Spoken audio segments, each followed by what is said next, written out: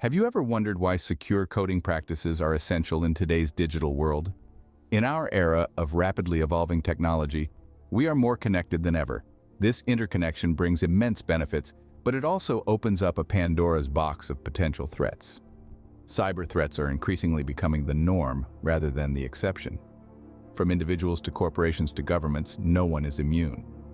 These threats exploit vulnerabilities in our systems, most of which stem from insecure coding practices. You see, the code is the backbone of any software. When it's not developed with security in mind, it's like building a house with a weak foundation. It may look sturdy from the outside, but it's only a matter of time before it crumbles under pressure.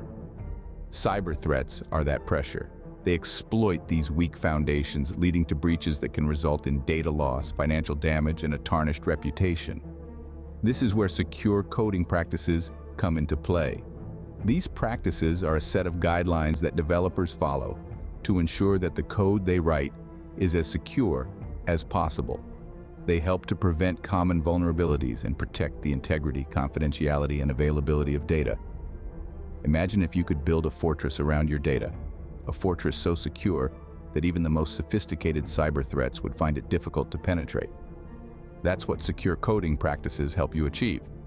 They help fortify your digital fortress, giving you and your users peace of mind. Secure coding is not about restricting creativity or innovation. It's about embracing them, but in a way that does not compromise security. It's about being proactive rather than reactive. It's about not waiting for a threat to materialize, but taking steps to prevent it in the first place. In a nutshell, secure coding practices are not just a nice-to-have, they are a must-have. They are not just about preventing financial losses or protecting data, they are about trust. Trust between you and your users. Trust in the digital world. Secure coding practices are not just a luxury, but a necessity in our increasingly digital world. So, what exactly are secure coding practices? Let's unravel this mystery together. Secure coding practices are a set of guidelines that software developers follow to prevent the introduction of security vulnerabilities into their code. In a world where digital threats are as real as physical ones, these practices are like the building codes of the digital realm. They form a blueprint of best practices that guide developers to construct software that's not just functional, but also secure. Now, you might wonder, why bother with all this? Why not just create software and deal with security issues as they arise? Well, imagine you're building a house. Would you build it first, then think about adding doors and locks later? Probably not. You'd want to incorporate security from the ground up.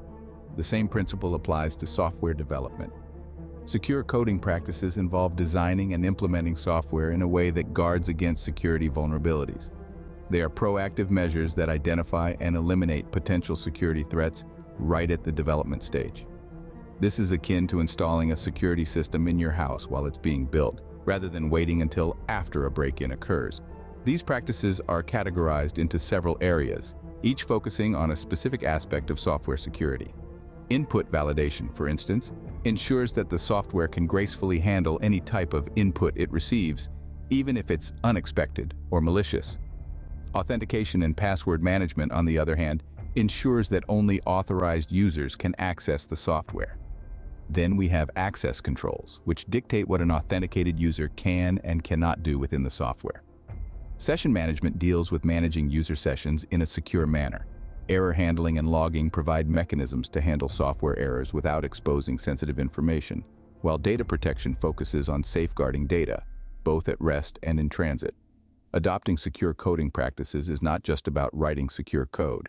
It's about creating a culture of security awareness. It's about understanding the potential threats that your software could face and coding in a way that preemptively addresses those threats. It's about viewing every line of code through the lens of security. But remember, secure coding is not a one-time thing. It's not something you do once and forget. It's an ongoing process, a constant endeavor. It requires continuous learning as new threats emerge and old ones evolve. It's a commitment to making the digital world a safer place, one line of code at a time. In essence, secure coding practices are all about threat prevention and data protection. They are the unsung heroes in the battle against cyber threats, working behind the scenes to keep our digital lives secure. So the next time you use a piece of software, take a moment to appreciate the secure coding practices that went into its creation. because without them, our digital world would be a much more dangerous place. Secure coding practices are all about threat prevention and data protection. The first step in secure coding is input validation. Now you might ask, what is input validation? Let's demystify it. Input validation in simple terms is the process where we check and validate all inputs before using them in our code. It's like the bouncer at the door of a club, making sure only the right kind of data gets in. Imagine you're a chef at a fancy restaurant. You wouldn't just toss any ingredients into your dish, right? You'd inspect them first, ensuring they're fresh and suitable for your recipe. That's exactly what we're doing with input validation.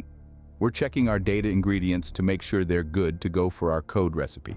Input validation is crucial because it can prevent many types of attacks. Let's talk about SQL injection and cross-site scripting, two notorious baddies in the world of cybersecurity. SQL injection is like a sneaky chef who tries to slip in some harmful ingredients into your dish. It happens when an attacker uses input data to manipulate and execute unauthorized SQL commands. With input validation, we can catch these harmful ingredients before they create a mess. Cross-site scripting, on the other hand, is like an imposter chef who tries to serve your customers a dish that's not on the menu. It occurs when an attacker injects malicious scripts into web pages viewed by other users. Again, input validation is our savior. It ensures that only the dishes on the menu, that is the legitimate scripts, are served to our users. So, how do we implement input validation? Well, there are many techniques like using regular expressions to check the format of the data, or using a whitelist of accepted inputs. The key is to always validate, reject, and sanitize untrusted inputs. Remember, untrusted input is a common doorway for attackers. So, let's keep that door firmly shut with robust input validation. In the next scene, we'll dive into authentication and password management, another essential aspect of secure coding practices. Next, we have authentication and password management. Imagine a castle. It's filled with valuable treasures, but it's the drawbridge and the castle guards that keep the marauders out. In our digital world, the castle is your system, the treasures are your data, and the drawbridge and guards, that's your authentication and password management. Authentication is the process of verifying the identity of a user, device, or system. It's like the castle guard asking for proof of identity before letting anyone in. And just like the guard, it's crucial that our authentication system is strong and reliable. Password management, on the other hand, is akin to the keys to the castle. How we create, store, and use these keys determines the level of access granted. It's not enough to have a strong guard if the keys to the castle are easily duplicated or stolen. So how do we ensure strong authentication and secure password management? Well, there are several strategies we can employ. Firstly, implementing multi-factor authentication adds an extra layer of security. It's like asking for two forms of identification instead of one. So even if a marauder manages to steal one form, they're still locked out. Secondly, we must enforce strong password policies. That means using a mix of letters, numbers, and symbols, and avoiding common or predictable sequences. It's like crafting a unique, complicated key that's hard to duplicate. Thirdly, storing passwords securely is vital. Hashing passwords and using salt can prevent them from being easily cracked if they fall into the wrong hands. It's like keeping the castle keys in a secure vault. Lastly, regular password changes can help keep our systems secure. It's like changing the castle locks regularly to keep those crafty marauders guessing. Remember, proper authentication and password management aren't just about keeping the bad guys out. It's about safeguarding our treasures, our data. It's about ensuring that only those who should have access do.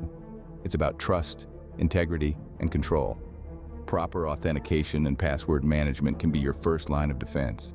The third step involves implementing effective access controls. Access controls. Now, what do we mean by that? In the world of secure coding, access controls play a pivotal role. They are the security techniques that regulate who or what can view or use resources in a computing environment. It's all about ensuring that the right people have the right access to the right resources at the right times. Think of access control as the bouncer at a club. Not everyone can just walk in. You need to be on the list, you need to meet the dress code, and you need to follow the club's rules. Similarly, in a cyber setting, access controls are the bouncers of your system. They keep an eye on who gets in, how they get in, what they can do once inside, and when they need to leave. Let's delve a bit deeper. Access controls can be divided into two types: discretionary, and mandatory. Discretionary access control, often abbreviated as DAC, allows the owner of the data or resource to decide who can access it. On the other hand, mandatory access control, often known as MAC, doesn't give the data owner this flexibility. Instead, it uses predefined policies to decide who gets access. Now let's talk about session management. Session management is a crucial aspect of secure coding practices. It's all about maintaining a secure connection between a user and the server while the user is accessing a web application.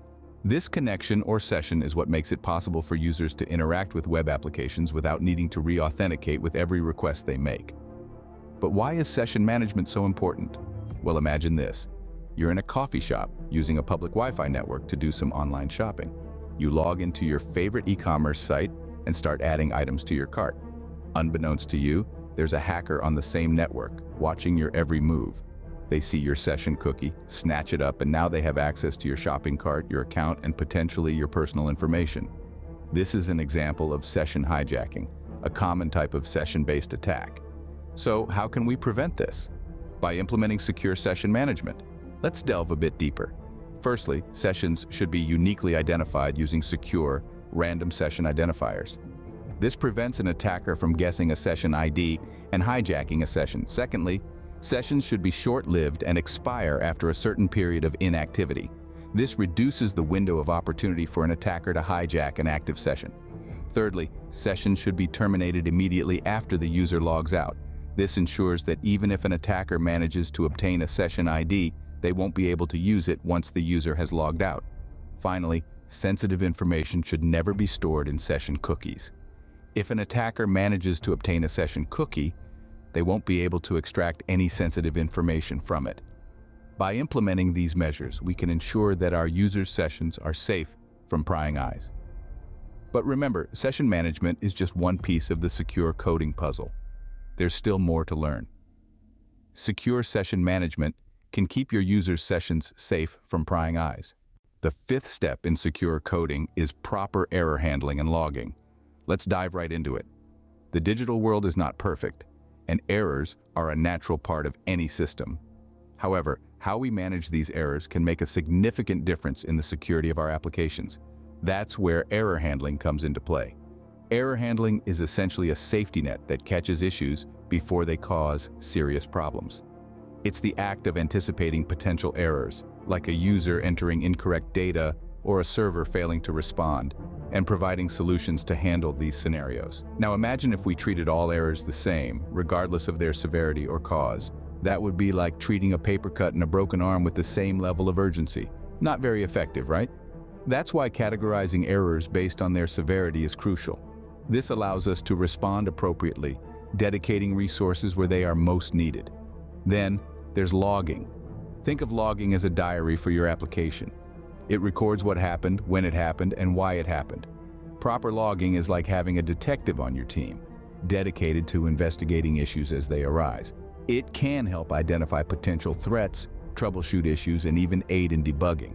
But here's a critical point. Logging should be done carefully. It's important to log enough information to understand what went wrong, but without exposing sensitive data. Because if logs fall into the wrong hands, they can provide a roadmap to your system's vulnerabilities. Combine secure error handling and careful logging, and you've got yourself a powerful tool. They can help detect issues early, mitigate potential damage, and even prevent future errors from happening. Remember, in cybersecurity, it's not just about building walls to keep threats out. It's also about having robust systems in place to handle the threats that do get through. Because even the most impenetrable fortresses have weak spots. Proper error handling and logging can turn a catastrophe into a minor inconvenience. It's like having a well-trained, well-equipped fire department in your city. When a fire breaks out, they are ready to respond, minimizing damage and keeping the city safe. Finally, we have data protection. This is the final frontier in our journey through secure coding practices. It's the last line of defense between your sensitive data and the malicious intent of cyber criminals. Let's talk about encryption, a crucial tool in data protection. Imagine encryption as a secret language, a code that only you and the intended recipient understand. When you encrypt data, you're essentially translating it into this secret language. This ensures that even if the data falls into the wrong hands, it would be meaningless gibberish without the decryption key, the tool to decipher the secret language. Data can be at rest or in transit. Data at rest refers to data that's stored in databases, files, or other storage mediums. In contrast, data in transit is data that's traveling across networks, perhaps from a user's device to a server. Both types of data are tantalizing targets for cybercriminals, hence must be protected with equal rigor. Encrypting data at rest prevents unauthorized access to stored data. For instance, if a hacker breaches your system and finds a treasure trove of encrypted data, they would be unable to use it without the decryption key. This is like finding a treasure chest, but not having the key to unlock it. On the other hand, encrypting data in transit shields it from being intercepted during transmission. Imagine sending a secret message via a carrier pigeon. If someone intercepts the pigeon, they would be unable to understand the message without the decryption key. In a digital context, this could be a hacker attempting to eavesdrop on a data transmission. Remember, encryption isn't a silver bullet. It's a part of a layered security approach, a single piece in the grand puzzle of secure coding. However, it's a critical piece. Without it, your data stands naked, vulnerable to the prying eyes of the cyber underworld. Data protection is the final piece in the secure coding puzzle. It's the culmination of all our secure coding practices, ensuring that our data, the lifeblood of our digital existence, remains safe and secure. Let's recap what we've learned about secure coding practices. We dove deep into the realm of secure coding, underlining its profound significance in today's digital environment. It's not just about building something that works, it's about building something that works and is secure. This is where secure coding practices come into play. We began by understanding the essence of secure coding practices. These practices are a set of guidelines and procedures aimed at eliminating vulnerabilities and reinforcing the security of our software applications.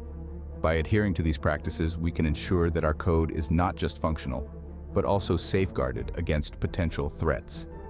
Our journey took us to the cornerstone of secure coding, input validation. We've learned that it's crucial to treat all inputs as potential security threats. This involves validating, sanitizing, and filtering every bit of data entering our system. By doing so, we can prevent malicious data from disrupting our application or, worse, compromising the entire system.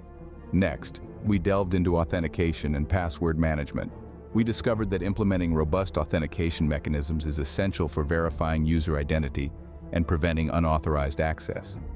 We also emphasized the importance of secure password management, which includes using strong, unique passwords, employing salted hashing techniques, and never storing passwords in plain text. We then explored access controls, another crucial aspect of secure coding. We learned that it's essential to limit user access only to the resources they need, following the principle of least privilege. This technique can significantly minimize the potential damage from a security breach.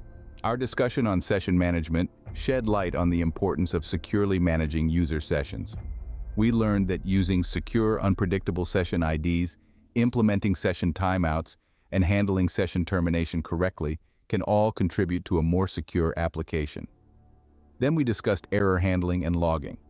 We understood that proper error handling can prevent the exposure of sensitive information, while comprehensive logging can help detect and respond to security incidents more efficiently. We wrapped up with data protection, emphasizing the need for encryption, secure data storage, and secure data transmission. We learned that protecting data, both at rest and in transit, is crucial to prevent data breaches and maintain user trust.